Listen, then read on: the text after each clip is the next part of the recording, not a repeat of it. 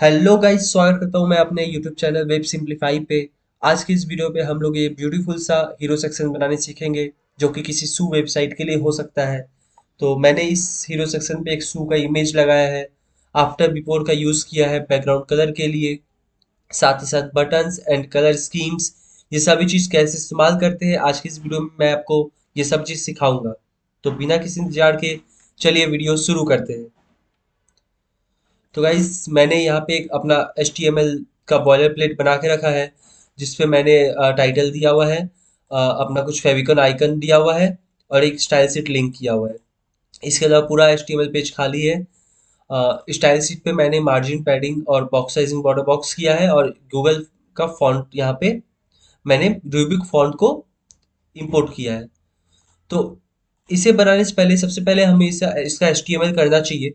तो चलिए HTML करते हैं और देखते हैं कैसा ब्राउज़र पे वो दिखता है। सबसे पहले हम एक बार इसे रन कर लेते हैं ब्राउज़र पे। परफेक्ट। ये देखिए ब्राउज़र पे रन हो रहा है, हमारा फेविकॉल आइकन और टाइटल दिख रहा है। अभी पेज में कुछ नहीं है इसलिए हमें खाली दिख रहा है। तो चलिए लिखना शुरू करते हैं, हमारे पेज को डिज़ाइनिंग स्टार्ट करते हैं।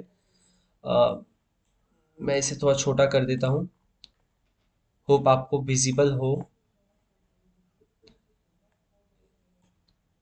Okay, let's start. तो सबसे पहले हमें बनाना है ये सेक्शन नाइक एयर मैक्स, ये कंटेंट वाला सेक्शन, ठीक है। और एक चीज आप ध्यान दीजिए, यहाँ पे ये शू वाला सेक्शन और कंटेंट वाले सेक्शन दोनों एक दूसरे से मतलब अलाइंड है और डिफरेंट है, मतलब अलग अलग जगह है, स्पेस बिटवीन दोनों के बीच। तो चलिए, हम मुझे समझ आ रहा है एक पेरेंट डिव लेना पड़ेगा। पेरेंट डिव के बीच में दो चाइल्ड डिव लेके दोनों को डिस्प्ले फ्लेक्स स्पेस बिटवीन करने से ये दोनों साइड बाय साइड आ जाएंगे। चलिए करते हैं। तो सबसे पहले एक सेक्शन बना लेते हैं हम लोग। सेक्शन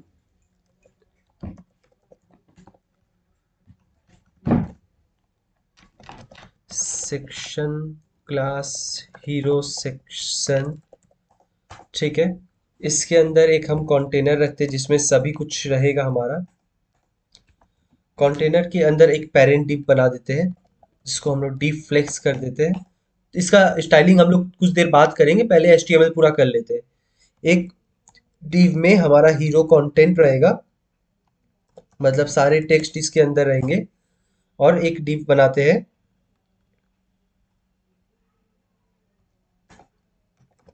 जिसमें हमारा इमेज रहेगा, हीरो इमेज, ठीक है। तो अभी हम लोग यहाँ पे एक काम करते हैं, कंटेंट डालना शुरू करते हैं। तो सबसे पहले H2 पे हमारा लिखा हुआ है नाइक एयर मैक्स,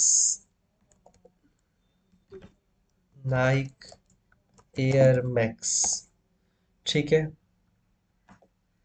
इसके बाद क्या है, इसके बाद है हमारा स्टार वाला सेक्शन और ये कंटेंट, ठीक है। तो हम स्टार के लिए एक काम करते हैं कि UL ले लेते हैं, LI ले लेते हैं, इसके अंदर हम लोग स्टार्स को डालेंगे। इससे पहले हम एक कंटेंट डाल देते हैं, नाइक एयर मैक्स 10, और एक डमी कंटेंट डाल दिया हमने, ठीक है। एक डमी कंटेंट कुछ भी डाल दिया, ये अभी इस तरह से दिख रहा है कुछ। इसके अलावा हमारा है प्राइस एंड साइज जो कि एक लाइन में है, साथ ही साथ कलर्स। तो चलिए इसे भी देख लेते हैं। H2 के अंदर प्राइस, स्पेन के अंदर हम लोग प्राइस को लिखते हैं, ठीक है। एक cap, size, SIZ size, Spain के अंदर, सॉरी माफ करिएगा, स्पेन के अंदर हम लोग लिखेंगे, ठीक है। साइज हमने लिख दिया। अब हाँ, इसके बाद है कलर्स। तो कलर्स को हम लोग लिखते हैं, कलर्स हमें एक डिव में लेना पड़ेगा, इसे फ्लेक्स पे डिफाइन करना पड़ेगा।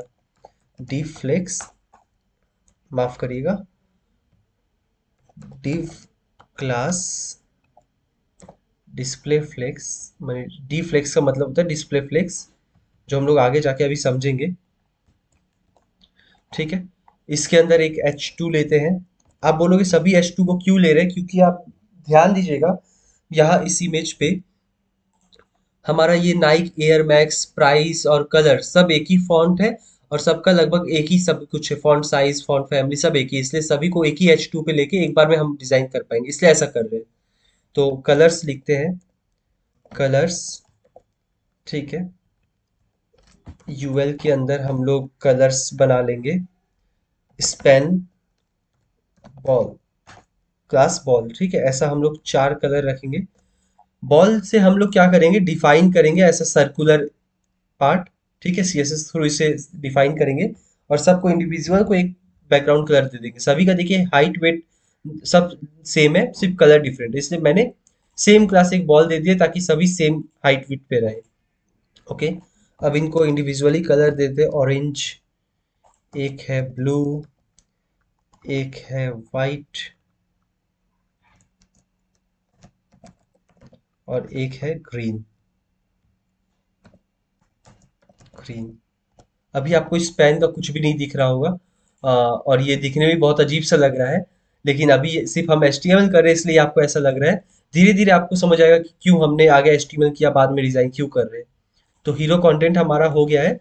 अब हम इमेज को इंपोर्ट कर देते हैं यहाँ पे, इमेज src, इमेजेस शू का जो इमेज है वो आ जाओ, शू इमेज, इस पे भी एक क्लास देते हैं, क्लास शू इमेज, ठीक है। अब देखिए ये हमारा HTML खत्म हो चुका है, ये शू का इमेज है, ये कंटेंट है। अब चलिए इसे इस तरह से हम लोग डिजाइन करते हैं। तो इस तरह से डिजाइन करने के लिए अपने CSS फाइल पे जाते हैं, सबसे पहले हीरो सेक्शन, हीरो सेक्शन का जो क्लास है, क्लास के लिए डॉट का यूज करते हैं, ठीक है। इसका बैकग्राउंड कलर जो होगा, ये मैंने बैकग्राउंड कलर लिख के रखा है, ब्लैक, ब्लैक से थोड़ा डिफरेंट है, ये बैकग्राउंड कलर होगा, ठीक है। और ये होगा इसका जो फॉन्ट का कलर होगा, मतलब कलर वाइट, ठीक है। इसमें जितने भी टेक्स्ट सब वाइट हो गए, ठीक है। अभी हमें क्या चाहिए, हमें चाहिए कि ये सू जो है इस तरफ आ जाए और कंटेंट इस तरफ रहे, हाफ हाफ, मतलब ये पार्ट डिवाइड हो जाए। तो इसके लिए हमने डी फ्लेक्स क्लास डिफाइन किया था, तो डी डॉट डी फ्लेक्स करने से डिस्प्ले फ्लेक्स, ठीक है। अब देखिए ये साइड बाय साइड आ गए हैं। हमने और एक चीज मिस किया है, ध्यान दीजिए, हमने स्टार अभी तक दिया ही नहीं। तो चलिए आगे स्टार को भी ले आते हैं। तो स्टार देने के लिए हमें cdn.js से फॉन्ट ऑसम का आगे लिंक ले लेना चाहिए। अगर आपको नहीं पता फॉन्ट ऑसम क्या है, तो फॉन्ट ऑसम एक लाइब्रेरी है जिससे हमें आइकन्स मिलते हैं कोडिंग कोड के फॉर्मेट पे। तो यहाँ से हम लोग उसका लिंक लेते हैं, फॉन्ट ऑसम 6.6 का, कॉपी किया, जाके हमारे HTML पे स्टाइल शीट के ऊपर पेस्ट कर दिया, ठीक है। सिर्फ ये पेस्ट करने से ही हमारा फॉन्ट ऑसम जो है लिंक हो जाता है, ठीक है। ये फॉन्ट ऑसम हमने लिंक कर दिया, कमेंट दे देते हैं, फॉन्ट ऑसम। ये बात एकदम ध्यान देने की है कि कमेंट्स का हमेशा यूज करें, ताकि अगर आपके बाद भी ये कोई कोड ले रहा है तो उसे पता चले कि कहाँ पे क्या हो रहा है। तो कमेंट्स को यूज करना एक बहुत ही अच्छी बात है, आप लोग भी इसका प्रैक्टिस रखें, ठीक है। अभी हमारा स्टार्स को यहाँ पे डालना है इस LI के अंदर, तो स्टार्स का जो कोड होता है उसके लिए हमें फॉन्ट ऑसम वेबसाइट पे जाना पड़ेगा। फॉन्ट ऑसम के वेबसाइट पे गए, ये रहा फॉन्ट ऑसम का वेबसाइट, आइकन्स, स्टार, सर्च किया, परफेक्ट, ये वाला स्टार हमें चाहिए। इसका कोड हमने कॉपी किया, जाके लगा दिया। ऐसा हमें 5 चाहिए, 1 2 3 4 5, 5 स्टार्स। आप देख सकते हैं हमारे वेबसाइट पे भी 5 स्टार्स दिख रहे हैं, लेकिन ये स्ट्रेट एक लाइन से आ गए, तो हमें यूएल को भी यहाँ पे डिजाइन करना पड़ेगा ताकि ये एक लाइन पे ना दिखे। इस माफ करिएगा, मुझे स्क्रीन छोटा करना पड़ रहा है ताकि हम लोग, मैं एक साथ आपको दोनों चीजें दिखा पाऊँ, कैसे यहाँ पे CSS चेंजेस कर रहा हूँ तो वहाँ पे डिजाइनिंग इफेक्ट कर रहा है। तो हीरो सेक्शन के अंदर जो भी हमारा यूएल है, उसको डिस्प्ले इनलाइन, इनलाइन फ्लेक्स। ठीक है, देखिए अब एक लाइन पे हो गया।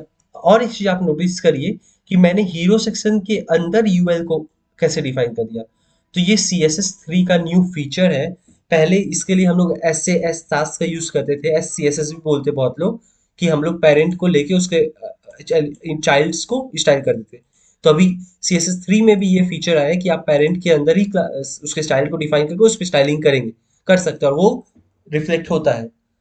तो यूएल को हमने डिजाइन दे दिया और इसे देते हैं list style none, list style none. ठीक है, ओके परफेक्ट। अभी हमें चाहिए, इमेज पे देखते हैं ये वाला ग्रीन कलर जो सू के पीछे है। तो चलिए उसे बनाते हैं, सू के पीछे का ग्रीन कलर। हीरो सेक्शन को हमें इसके लिए रिलेटिव देना पड़ेगा, पोजीशन, पोजीशन रिलेटिव। ठीक है, अब हम चाहते हैं वो जो ग्रीन कलर देखिए वो हम लाते कैसे हैं। तो वो हम लोग लाएंगे आफ्टर बिफोर का यूज करके। तो हीरो सेक्शन के बिफोर पे हमें स्टाइलिंग करना है। ठीक है, सबसे पहले इसका बैकग्राउंड कलर दे देते हैं। बैकग्राउंड कलर जो हमारा रहेगा ग्रीन रहेगा, और ये रहा मेरा बैकग्राउंड कलर। ठीक है, माफ करिए, ग्रीन कलर का बैकग्राउंड कलर। ठीक है, इसका विड्थ रहेगा 45, व्यू विड्थ। ठीक है, हाइट रहेगा 100 VH।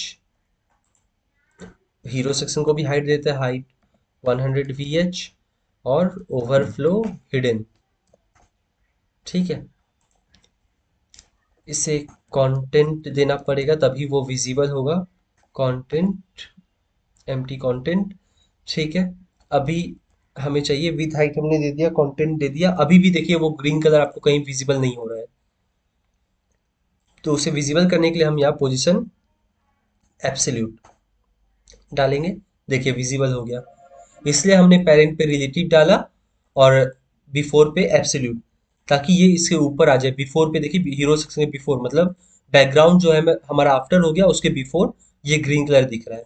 तो हमें इसे राइट पे नहीं, लेफ्ट पे, राइट लेफ्ट पे नहीं, राइट पे चाहिए, राइट से जीरो, माफ करिएगा, राइट से जीरो। ओके, राइट से हम इसे जीरो किए, तो देखिए ये राइट से जीरो आ गया है। बट क्या ये ऐसा स्ट्रेट है? नहीं, ये ऐसा तिरछा है। तो इसके लिए हमें एक वेबसाइट आता है, CSS क्लिप पाथ जनरेटर।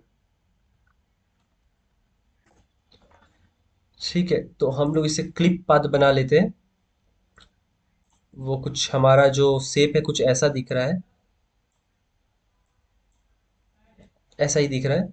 तो ये क्लिप पाथ को हमने कॉपी किया, हमारे CSS पे आए और बिफोर पे लाके उसे पेस्ट कर दिया। अब देखिए ये सेम टू सेम दिख रहा है ना। ठीक है, हमारा शू छुप चुका है, तो चलिए शू को थोड़ा सामने लाते हैं, आगे शू का ही डिजाइनिंग कर लेते हैं। तो ये हमारा हीरो सेक्शन, इसके अंदर जो हीरो इमेज है इसका जेड इंडेक्स 2 कर दो, 1 कर देते हैं। शू बाहर आ गया। ठीक है, अब शू बाहर आ गया, बट शू बहुत ज़्यादा बड़ा लग रहा है। इसे एक विथ दे देते हैं, विथ 90%।